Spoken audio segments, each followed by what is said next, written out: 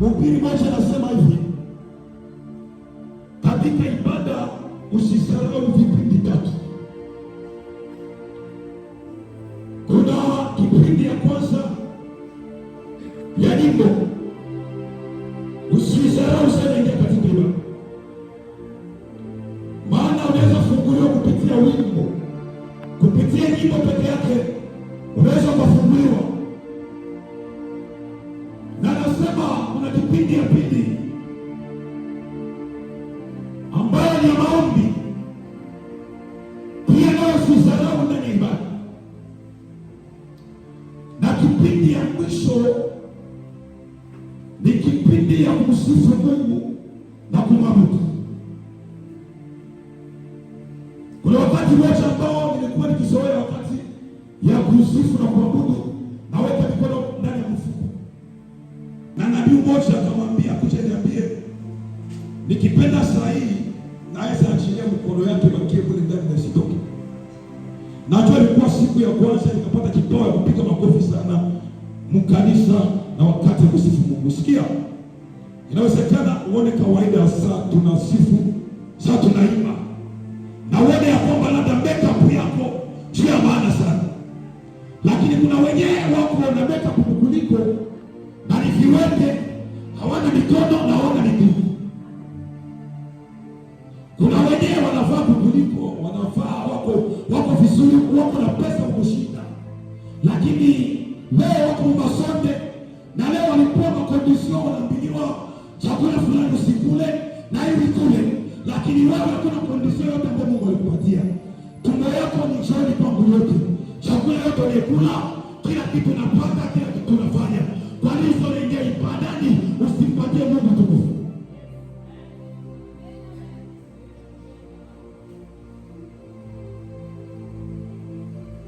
Jina la Bwana libarikiwe sana. Amen. Jina la Bwana libarikiwe sana. Amen. Tuko tunasema Bwana asifiwe. Tuko tunasema Bwana asifiwe. Amen. Tunasema jina la Bwana libarikiwe. Amen. Ila mimi nako ndani ya somo lida. Bwana Yesu asifiwe. Amen. Ile ndani ya Ruto, Bwana Yesu asifiwe. Amen. Ile ni afasi, Bwana Yesu asifiwe.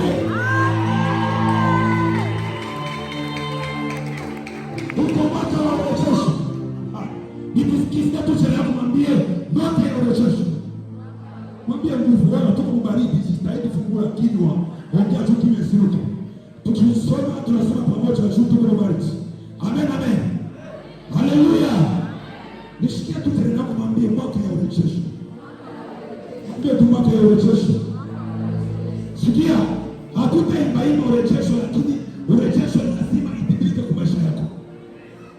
kusema hii unabii lazima itimilike kwa maisha yako. Biblia inasema kwa kitabu cha Mwanzo, mwanamke wa kwanza akaingiza laana dunia.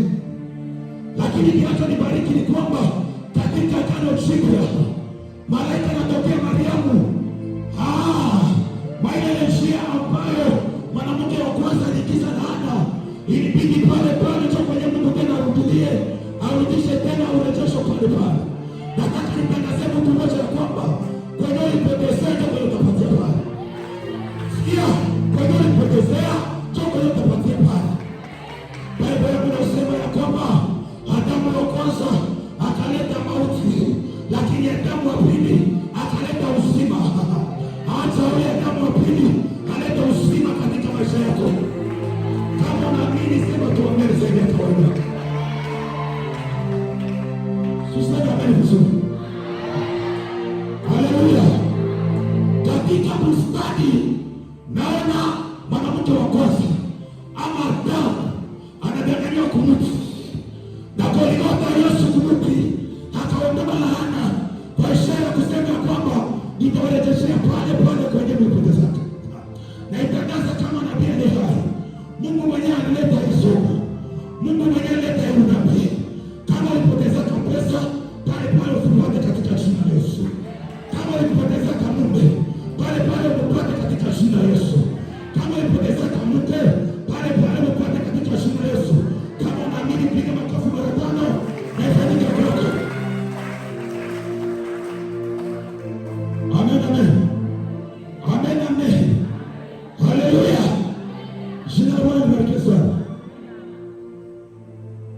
Sara ni vitisho tu.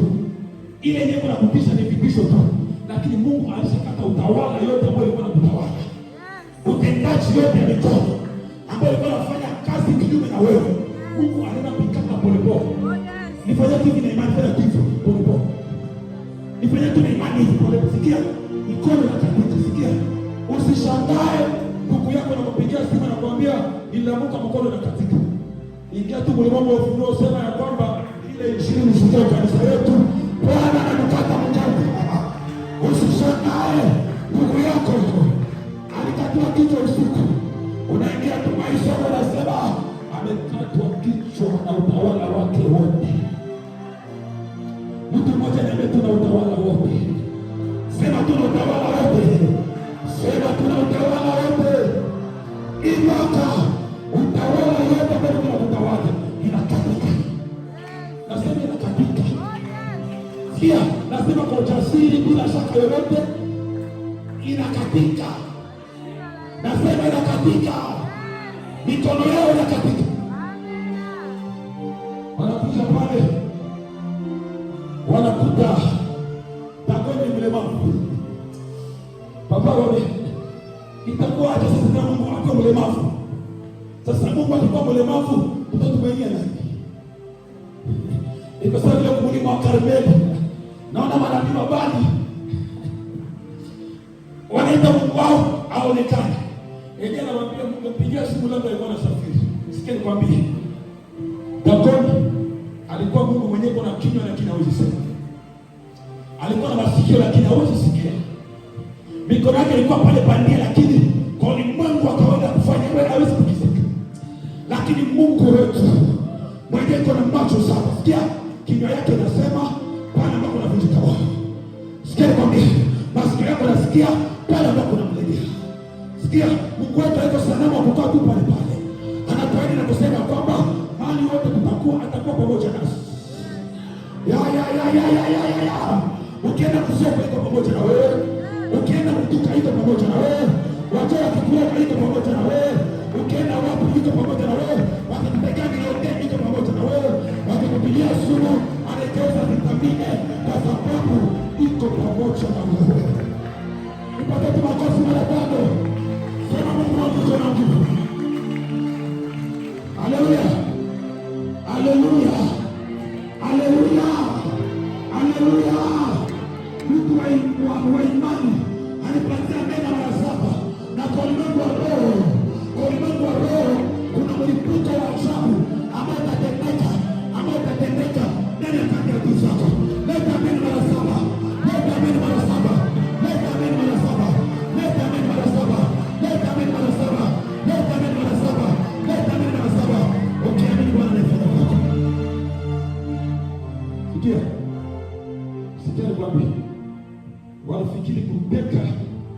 sanduku ya agano, maana ile sheria 10 ilikuwa na present Mungu mzima. Sasa wakafikiria kwamba ule Mungu naye ni sanamu kama vile Dagoni, wanaweza kumpeleka na wamupie mahali penye wanataka.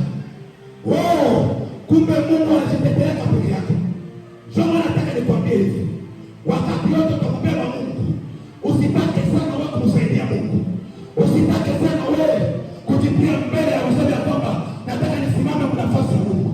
Kwa maana Mungu iko juu ya miungu, ni Bwana wa mabwana na anatawala falme zote. Inabidi ajipiganie na ajitetee peke yake. Sasa inabidi Mungu ampeleke pale kwenye Dagoni iko. Kwa maana katika amri 10 utakumbuka kuna amri inasema kwamba usiabudu miungu mingine ila mimi. Na Bwana Mungu ni Mungu ambaye anajaa sifa.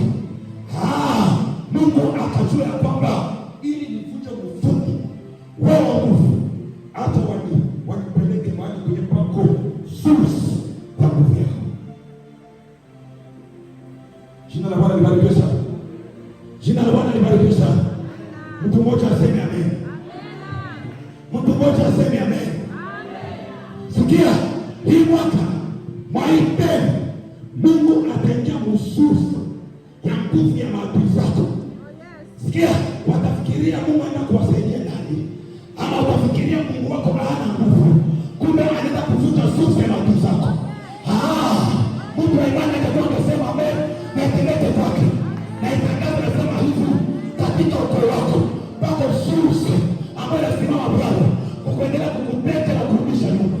Mungu anasema mwaite, kwa sababu yeye ni Bwana ambaye anatawala, ni Mungu wa uwezo, ni Mungu wa mamlaka, ni Mungu ambaye changamani atasimama na kuingia pale kususi kuvunja ile sosoti.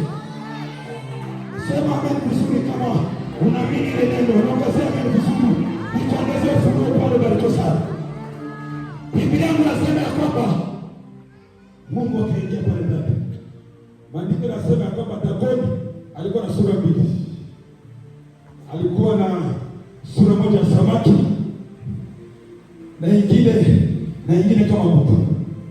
Sikia kwambie, hata akizako wewe mahesi, hata akizako wakuwe na sura mingi, hata akizako wakuwe na mafikao mingi, hata kama wakuwe na maroho ya mingi, nguvu za Mungu zinawashinda wote.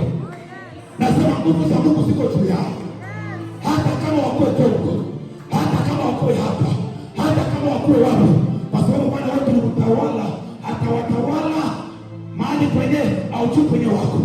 Lakini Mungu mwenyewe kuna macho 7 anawaona kwenye wako na atawamaliza kwenye wako. Sasa ilibidi Mungu aingie pale, na alipoingia pale kuna vitu vingi vilitendeka. Siku ya kwanza ile wanamtia mle ndani. Jambo ya kwanza ilifanyika, walikuta Dagoni anaanguka, anapiga magoti. Jina la Bwana libarikiwe sana. Baada ya maandiko yanasema kwamba kila goti litakunjwa na kila ulimi utakiri ya kwamba Yesu Kristo ni Bwana. Sikia, ilibidi andiko itimilike sasa, kwa sababu Bwana ni Mungu wa miungu ambaye hawezi changamana na sifa yoyote kwa wengine. Wafilistini walikuwa kimaabudu Dagoni. Ilibidi Mungu wao amabudie Bwana mabwana kama jinsi maandiko yanasema. Natangaza hivi na kusema hivi, wale wachawi wako na kuroga, wako na ukubwa zao, wako na wenyewe wanasimamia. Mungu kwanza kaanza na wao, kisha kuja mazina na wao wadogo wadogo. Jina la Bwana libarikiwe sana. Jina la Bwana libarikiwe sana. Nasema hivi, Mungu ataanza na ule mkubwa yao. Juu mkubwa wao akiharibika, hakuna mwingine watatumaini tena.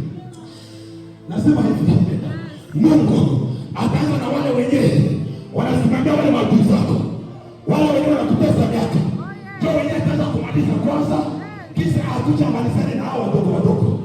Ndio maana utakumbuka ya kwamba wakati Goliathi yuko mbele, wakati Daudi yuko mbele ya Goliathi, wakati anamkata kichwa, Wafilistini wanaanza kukimbia.